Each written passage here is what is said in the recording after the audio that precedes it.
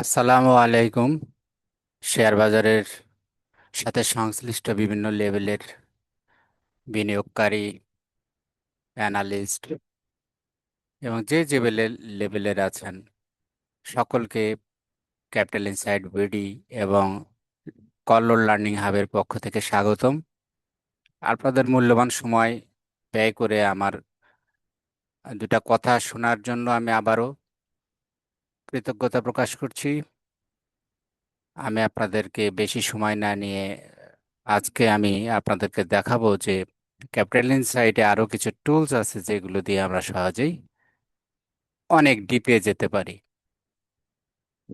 তো আমরা এর আগের দিনে আমি আমার পর্বগুলো ধারাবাহিকভাবে আপনারা প্রত্যেকটা পর্বই শুনবেন। কেন শুনবেন? যে প্রত্যেকটা পর্বই কিন্তু এক একটা মডিউল নিয়ে এক একটা টপিকস এর উপর কভার করা আছে। একবার করে শুনে নিলে আপনি বুঝতে পারবেন ক্যাপিটাল ইনসাইট বিডিতে কি কি আছে। আপনি এই তথ্যগুলো আপনি কিভাবে ব্যবহার করবেন, বাস্তবে কিভাবে আপনি প্রয়োগ করে আপনি আপনার বিনিয়োগ সিদ্ধান্তটা নেবেন।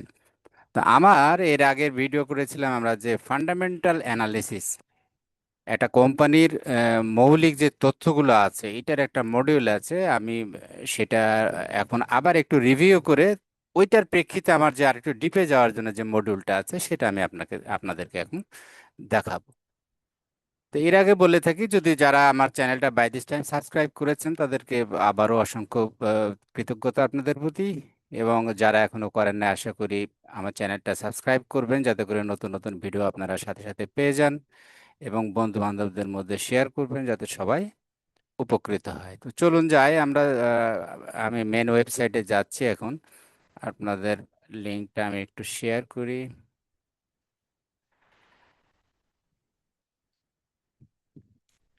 আপনারা অনেকে বাই দিস টাইম দেখেছেন যে ক্যাপিটাল ইনসাইট বিডির এটা হচ্ছে হোম পেজ। আপনি যদি ক্যাপিটাল ইনসাইট .com-এ যান, আমার ওয়েবসাইটে এই প্ল্যাটফর্মটা পাবেন। এখানে আমি কিছু কিছু গ্র্যাজুয়ালি বাংলা করতেছি। এখানে যেমন মেনুটা আগে এখানে বাংলা ছিল না, আমি এটা করে দিয়েছি ঢাকা স্টক এক্সচেঞ্জে মার্কেট অ্যানালিসিস। এখান দিয়ে আপনি ডাইরেক্ট ঢুকতে পারবেন। তো আমি মেন মেনুতে আগে যাই। এখানে কাস্টমাইজ রিপোর্টের মধ্যে আছে তালিকা দেশের মৌলিক বিশ্লেষণ, এই যে 3 নম্বর মেনুটা ফান্ডামেন্টাল অ্যানালিসিস, এটাতে আমি একটু ঢুকছি। আপনাদেরকে এটা এটা নিয়ে আমি এর আগে পুরো একটা পর্বই আমার আছে। কাজে আমি এটা ডিটেলস বলবো না, শুধু এখান থেকে আমি আহ, কেন আমাকে আর একটা মডিউলে যেতে হবে আমি এই ব্যাখ্যাটা দিচ্ছি। তো এইখানে আমরা এই মডিউলের নিচের দিকে একটু যাই। এইখানে তথ্যগুলো দেওয়া আছে আমাদের নিয়োগে। এখানে যে লিডার কিছু ইন্ডিকেটর দেওয়া আছে: half yearly growth leader, 9 month profit growth leader, 5 years average profit growth leader, high dividend leader. বিশেষ করে এই যে 5 ইয়ার্স অ্যাভারেজ প্রফিট গ্রোথ বললাম, তাহলে আপনাকে 5 ইয়ার্স এর ডাটাটা আপনাকে দেখতে হবে। যেমন একটা বিল্ডিং আছে, মনে করেন যে 5 তলা পর্যন্ত করা আছে, বিল্ডিংটা বিক্রি হবে। তা আপনি, ওই বিল্ডিংটার মালিক বললো যে এটা 10 তলার ফাউন্ডেশন দেওয়া আছে, তা আপনি কিনবেন। তাহলে আপনি এট এ গ্লান্স আপনি উপর থেকে বুঝলেন যে পিলার টিলার দেখে যে না ঠিক আছে, এটা 10 তলার মতোই মনে হচ্ছে।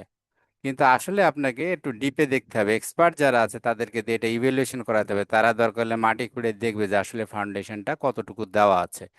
ঠিক এইরকমটা এখানে। তো আপনি এখানে একটা আইডিয়া পারেন 5 years average profit growth leader কারা কি করছে। তো আসলে তারা তাদের প্রফিটের অবস্থাটা কি ছিল গত 5 বছরে। আপনার যদি আমরা দেখতে চাই তাহলে কোথায় দেখব? এই জন্য আমি যেমন এখানে আমরা একটা কোম্পানি যদি আমি সিলেক্ট করি, ধরেন ওয়ালটন, ওয়ালটন হাইটেক। এই যে ওয়ালটন হাইটেক আমি যখন দিলাম, এখানে কিন্তু এটা ওয়ালটনের পুরো ডাটাটা চলে আসলো। তার দেখেন এখানে কিন্তু অনেক তথ্য পাবেন আপনারা, সেই তার trading code, sector, year end, last AGM date, তারপরে হাফ ইয়ারলি প্রফিটের গ্রোথ কেমন, 9 মান্থ গ্রোথ কেমন, 5 ইয়ার্স অ্যাভারেজ প্রফিট গ্রোথ কেমন, ইপিএস, 5 ইয়ার্স অ্যাভারেজ ইপিএস, তারপরে P ratio, 5 years average P ratio, এরকম সবকিছু পাবেন এর মধ্যে। ডিভিডেন্ড ইল্ড, এভরিথিং পাবেন এখানে। তো এইটার এখন আমি আপনাকে দেখাবো যে এই যে 5 ইয়ার্স এর ডাটাটা সেটা কোথায় পাবেন, আপনি যে দেখবেন ইন্ডিভিজুয়াল ইয়ের কি অবস্থা। আমরা একটু এখন আমি এখানে একটা লিংক দিয়ে দিব যাতে করে সবাই আপনারা এখান থেকে সরাসরি যেতে পারেন। আমি এটা পরবর্তীতে এটা ঠিক করে দেব ডাইরেক্ট যাওয়ার জন্য। তো আমি মেনু হয়ে যাচ্ছি স্টক অ্যানালিসিস। যদিও আমি এই পেজটার লিংক এই ভিডিওর ডেসক্রিপশনে এবং কমেন্ট সেকশনে দিয়ে দিব। তো এইখানে দেখেন এই যে এই র্যাঙ্কিং 9 মান্থের পরে আছে স্টক সুমের অডিটেড নিট মুনাফা। এইটা আবার বলে রাখি, এটা দুইটা পর্ব হবে, কিন্তু আমি যেটা বলতেছি এটা দুইটা পার্ট। এটা ফার্স্ট পার্টটা আমি এখন বলছি, এর পরের ভিডিওতে আমি সেকেন্ড পার্টটা বলবো। তো ফার্স্ট পার্টে আমরা দেখি যে এইটার এই মেনুর মধ্যে কি কি আছে। তো আমরা যখন এই মেনুতে গেলাম, নিচের দিকে একটু যাব। আমি আর এগুলো নিয়ে বেশি সময় নেব না, এগুলো আপনারা পড়ে নেবেন এখানে যে বিষয়গুলো আছে। আমি তারপরে আমি যখন কলাম নিয়ে এইখানে দেখেন, এখানে মেন ইয়েটা এখানে নিচে সম্পূর্ণ নিরীক্ষিত তথ্য, এখানে প্রত্যেকটা কোম্পানির ডাটা দেওয়া আছে, এখানে সব কোম্পানির ডাটা দেওয়া আছে, 5 বছরের ডাটা। তা আমরা যেমন আলাপ করছিলাম যে ওয়ালটনের আমরা দেখে আসলাম ওখান থেকে। তা আমি যদি এখান থেকে দেখি ওয়ালটন হাইটেক, তা সিলেক্ট করার সঙ্গে সঙ্গে এখানে কিন্তু আপনার নিচে ওয়ালটনের ডাটাটা আপনি পেয়ে যাবেন, ফিল্টার ফলাফল। তো এইখানে দেখে দেখেন 25, 24, 23, 22, 21 এখানে 5 বছরের ডাটা সিরিয়ালে সাজানো আছে, এখানে ইয়ার ওয়াইজ। আপনি অ্যাট এ গ্লান্স যদি তাকান তাহলে দেখতে পাবেন।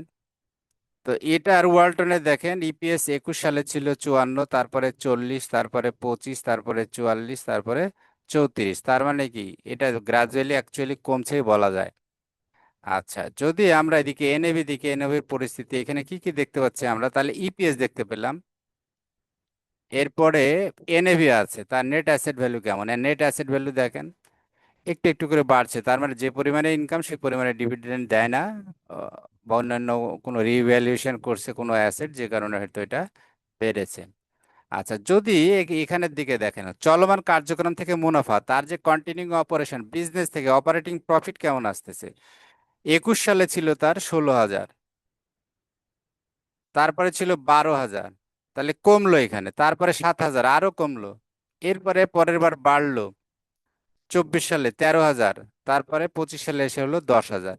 তার মানে কি ওয়ালটনের প্রফিট অনেক ওঠানামা করতেছে, কোনোবার প্রফিট বেশি হচ্ছে, কোনোবার কম হচ্ছে। এবং বছরের নেট মুনাফা ওই যে এখানে ওইভাবে একইভাবে এই সেম জিনিসই আছে এখানে, যেহেতু অন্য আয় নাই এই জন্য একই ফিগার এই দুইটা। কম্প্রেহেনসিভ আয়, অন্যান্য আয়, আদার্স যদি থাকে এটা আবার অপারেশনের বাইরে, এই আয়গুলো এখানে দেখানো আছে। তাহলে আপনি একইভাবে আমরা যদি এবার বার্জার দেখি, তো বার্জার দিলাম, এবার বার্জার দেখেন এই নিচে চলে আসলো। বার্জারের এবার ডাটাটা আমি 5 বছরের ডাটা আমি এখানে দেখতে পাচ্ছি। বার্জার পেন্ট এই যে 21 থেকে 25, তাহলে তার ইপিএসটা দেখেন 21 সালে ছিল 58, 58 টাকা, তারপরে 62, তারপরে 64, তারপরে 69, তারপরে 72। তার মানে ইপিএস ক্রমাগত বাড়ছে। বাড়ছে মানে কি, এ যেহেতু ইনকাম, তাদের আয় বাড়ছে বাজারের, এবং তারা কোনো বোনাস বা রাইট ইস্যু করে নাই, তাদের শেয়ার সংখ্যা বাড়ে নাই, যে কারণে তাদের ইপিএসটা বাড়তেছে। যদি তারা বোনাস দিত তাহলে শেয়ার সংখ্যা বাড়তো, তখন ইপিএসটা কিন্তু কমে যেত। যে কারণে দেখবেন অনেক কোম্পানি তারা সহজে বোনাস দিতে চায় না বা রাইট ইস্যু করে না প্রয়োজন ছাড়া, তাদের নিজস্ব সাফিসিয়েন্ট ক্যাপিটাল থাকলে প্রয়োজনে তারা ঋণ নেয় যাতে করে ইপিএসটা বেশি থাকে। তো এইখানে এনএবি দেখেন, এনএবি ঠিক একইভাবে একটু মাঝে মধ্যে কমছে, বাট অলমোস্ট বৃদ্ধির দিকে আছে, যেহেতু তারা বোনাস, তারা ডিভিডেন্ড দেয় ভালো, যে কারণে এনএবিটা ওইভাবে বাড়ছে না, কারণ প্রতি বছরই তারা কিন্তু ভালো ডিভিডেন্ড দেয়। তো এইখানে তাদের প্রফিটের অবস্থা যদি আমরা দেখি, প্রফিট দেখেন, নেট প্রফিট 2,691, তারপরের বছর ছিল 2,906, তারপরে 3,000, তারপর 3,200, তারপর 3,369। তার মানে কি বার্জারের প্রফিট গ্রাজুয়ালি বাড়তেছে, আমরা এট এ গ্লান্স দেখতে পেলাম বার্জারের প্রফিট গ্রাজুয়ালি বাড়তেছে। ঠিক একইভাবে আমরা যদি একটু বাটা শু দেখি কি অবস্থা। এটা কিন্তু আমি আমার নিজে ইয়ের থেকে সিলেক্ট করছি এখানে, এটা কোনো র্যান্ডমলি সিলেক্ট। বাটা শু আমরা এরাও 5 বছরের ডাটাটা একটু দেখি, দেখেন বাটা শু এর 21 সালে তার লস ছিল, ইপিএস মাইনাস ছিল, -5 ছিল, তারপরে 29 হলো, তারপরে 29, 21, এবার আবার 85, 25 সালে 0.85। কি অবস্থা ইয়ার ইপিএস বাটা শু এর। তার মানে কি 5 বছর আগে লস ছিল, এখন 5 বছর পরে প্রায় লসের কাছাকাছি, 0.85। মাঝে কিন্তু আবার একটু বেশি ছিল, 29 ছিল, 29 ছিল, 21 ছিল। তার মানে কি, বাটা শুয়ের আর্নিংসটা ভোলাটাইল, এটা কোনো বছর ভালো করছে, কোনো বছর খারাপ করছে। এবং যদি আয় দেখেন ঠিক একইভাবে, যে ইপিএস মাইনাস মানে প্রফিটও মাইনাস ছিল, কারণ ইপিএসটা তো নাম্বার অফ শেয়ার দিয়ে ভাগ করে বের করা হয় নেট প্রফিটকে। তাহলে 68 দেখেন মাইনাস, এখানে 410, তারপর 400, 295, তারপর মাত্র 11। তো এইভাবে আপনারা প্রত্যেকটা কোম্পানির আপনারা ব্যাকগ্রাউন্ডে তার যে আসলে ভিত্তি, গত 5 বছরে তাদের তাদের ইপিএস কি ছিল, তাদের প্রফিটের হার কি ছিল, এটা আপনাকে এটা একই জায়গায় আপনি সুন্দরভাবে ফিল্টার করে আপনার পছন্দের শেয়ারগুলো আপনি দেখতে পাবেন। এখানে সবগুলো কোম্পানির ডাটা কিন্তু নিচে দেওয়া আছে। আর এখানে হলো আপনার পার্টিকুলার, কারণ আমাদের আসলে আমরা কিছু কোম্পানি টার্গেট করি, তাহলে টার্গেট করার পরে সেটার আমরা একটু ডিপে যাব, যে তার আসলে ফাউন্ডেশনটা কেমন। আমি যেটা বললাম, যে আসলে বললো বিক্রি করার সময় যে 5 তলার 10 তলার, আসলে বিল্ডিংটা আছে 5 তলা, তাহলে আমি কিনতেছি, আমি আরো 5 তলা বানাবো। তাহলে আমাকে দেখতে হবে যে আসলে বিল্ডিংটার ফাউন্ডেশনটা আসলেই 10 তলার দেওয়া আছে কিনা। তাহলে আমরা পেছনের রেকর্ডগুলো একটু চেক করে আসবো, স্যার বিগত দিনে তার পারফরমেন্স কেমন ছিল, আর্থিক পারফরমেন্স তার কেমন ছিল, তারা কেমন করছে, তার উপরে আমাকে সিদ্ধান্তটা নিতে হবে। একইভাবে এখানে যদি আপনি ইয়ার সিলেক্ট করেন, তাহলে 2025 সাল যখন দিবেন, তখন 2025 সালের শুধু এখানে ডাটা দেখাবে, প্রত্যেকটা কোম্পানি 2025 সালের ডাটা, যে 25 সালে কার কি অবস্থা ছিল। আপনি যদি একইভাবে এই ফিল্টারিং কিন্তু সাল ওয়াইজ, এখানে আপনি যখনই 2025 দিলেন শুধু 25-এর দেখাবে। 26 যদি দেন তো 26 দেখাবে, কিন্তু 26 এখানে শুধু মেরিকোডটাই আসছে 26-এ, কারণ ওদের ইয়ার ইনটা 31শে মার্চ, যে কারণে তাদের রিপোর্টটাই শুধু আসছে 26-এর। কারণ এটা তো অডিটেড, এটা হচ্ছে অডিটেড, যেগুলো অলরেডি হিসাবভুক্ত অডিট করা হয়েছে এবং প্রফিট ডিক্লেয়ার করা হয়েছে এগুলোর। তাহলে 25 সাল, 24 সাল, এইভাবে আপনি দিয়ে আপনি তুলনা করতে পারবেন যে 24-এ কার কি অবস্থা ছিল। 24-এ প্রত্যেকটা কোম্পানির ডাটা এখানে আপনি পেয়ে যাচ্ছেন। তো এটা কিন্তু অত্যন্ত একটা পাওয়ারফুল টুলস আপনাকে পেছনের ইতিহাস দেখার জন্য, তার আসলে পারফরমেন্স কেমন ছিল অতীতে, আপনি একটু নিজ চোখে দেখে নেবেন এখানে। এবং আমার যে ওয়েবসাইট, এখানে কিন্তু খুব ইজি করে দেওয়া আছে আপনাদের জন্য, খালি ট্রেডিং কোড আপনি সিলেক্ট করবেন, সাথে সাথে আপনি পেয়ে যাবেন, আপনার কোনো হ্যাসেল নাই, কোথাও যেতে হবে না। তো থ্যাংক ইউ ভেরি মাচ, আবার কথা হবে নতুন পর্বে। এর আগেও বলে রাখি, যদি আপনারা আমার চ্যানেলটা ইতিমধ্যে সাবস্ক্রাইব করে থাকেন, অসংখ্য ধন্যবাদ। আর যদি না করে থাকেন, আবারও রিকোয়েস্ট রইল আপনাদের প্রতি, যে আমার চ্যানেলটা সাবস্ক্রাইব করবেন এবং ক্যাপিটাল ইনসাইট বিডি ব্যবহার করবেন। ওখানে বাংলা মেনু করে দিয়েছে, আমি গ্রাজুয়ালি ধীরে ধীরে সবগুলাই আমি বাংলায় কনভার্ট করার চেষ্টা করছি, যাতে সকলেই বুঝতে পারে, আমাদের যারা বাংলা রিডার আছেন এটা বুঝতে পারেন। Thank you. এর দ্বিতীয় পর্বটা দেখার আমন্ত্রণ রইল, এটাতে আমরা আরো কিছু জিনিস দেখব বিগত দিনের।